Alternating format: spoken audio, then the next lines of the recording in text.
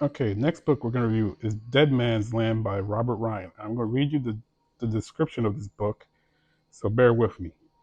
Deep in the trenches of Flanders fields, men are dying in their thousands every day. So one more death shouldn't be a surprise. But then a body turns up with bizarre injuries, and Sherlock Holmes' former sidekick, Dr. John Watson, unable to fight for his country due to injury, but able to serve it through his medical expertise, finds his suspicions raised. The face has a bluish tinge, the jaw is clamped shut in a terrible, I don't know how you say this word, rictus, and the eyes are almost popping out of his head, as if the man had seen unimaginable horror. Something is terribly wrong. But this is just the beginning. Soon more bodies appear, and Watson must discover who is the killer in the trenches. Who can he trust? Who is the enemy? And can he find the perpetrator before he kills again? Surrounded by unimaginable carnage, amidst a conflict that's ripping the world apart, Watson must, for once, step out of the shadows and into the limelight if he's to solve the mystery behind the inexplicable depths. This sounds like a great book, right? I read that and I was like, I'm on board because I am all about Sherlock Holmes and Dr. Watson. I used to have a book before my house burnt down.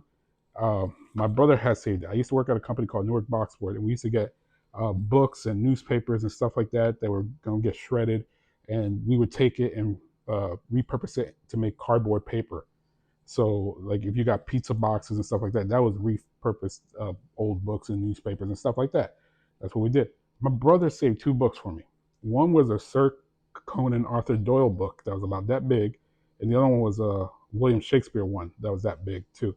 The Shakespeare one was like almost gold plated and stuff. My brother saved both of those books for me. Turns out after the house burnt down, I found out both books combined were worth over $20,000. Had I known, I would have fucking insured those books. But I was all in on this book, right? So here goes the thing. First off, what pissed me off the most, I thought this was going to be Dr. Watson stepping out on his own completely, devoid of Sherlock Holmes. No Sherlock Holmes help at all, right? So at the very beginning of this book, that's basically what it is. Dr. Watson, away from Sherlock, he's in the middle of World War I, trying to help figure out these crazy deaths that shouldn't be happening. And that's how it goes for most of the book.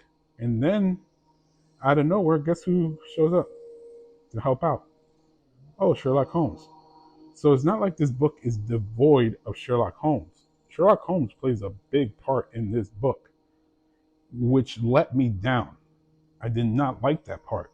I was like, okay, I wanted to see Watson on his own, doing his own thing, seeing how much of the information he's gathered from working with Sherlock can he use to solve this crime on his own, right?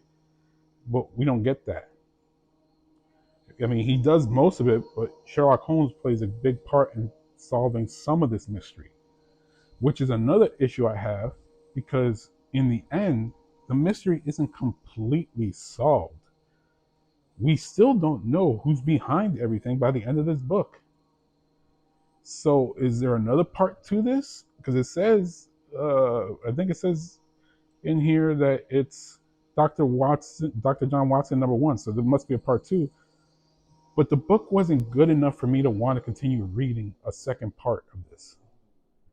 So for me, I'm going to give this 2 stars. That's the most I can give it because it was hard to get through. It was boring at times. I didn't really enjoy it as much as I thought I was going to. And I was hoping beyond hopes because I am a big Sherlock Holmes and Dr. Watson fan. And I was thought, oh my god, it'd be interesting to see Dr. Watson go out on it, out on his own on this one. And what did I get? No, Dr. Watson didn't go out on his own. Basically, got Sherlock Holmes putting his nose in where he didn't belong. No one asked him to help, and he still helped. So I am not keen on this book. If you are, let me know in the comments below what you thought of it. For me, it's 2 stars. How many stars would you give this book?